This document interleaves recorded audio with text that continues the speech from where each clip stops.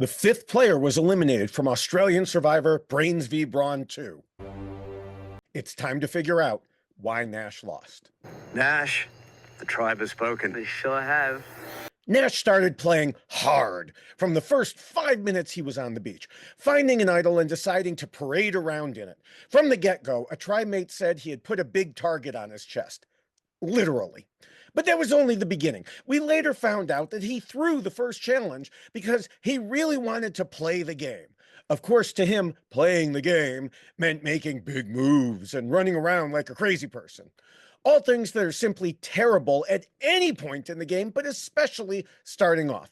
He wanted to take charge and get rid of Candy because it was time for people to go home. Dude, it was the first vote. Right away, Nash's behavior earned him enemies. Noonan called him a rash that she needs to stop from spreading. It correctly said he, quote, came out of the gate too hard too quickly. Jesse said he's chaos. After the first tribal council, where he had to use his idol due to his own terrible play, he said his game was crumbling to pieces. He blamed it on Zen leaving, but it was actually because he blew it up himself. Yet he didn't learn any lessons because he later complained to us that nobody on Brawn was making any moves.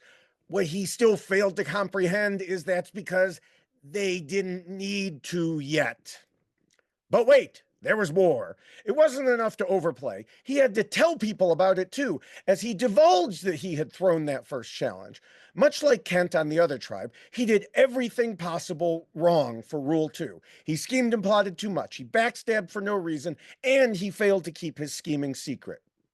In his final hours, Nash tried to convince other players to join him and pretended to find another idol. Neither worked, despite his claims of being a great salesman and having the best social game. Even if both of those were true, he'd done irreparable harm to his game from the start.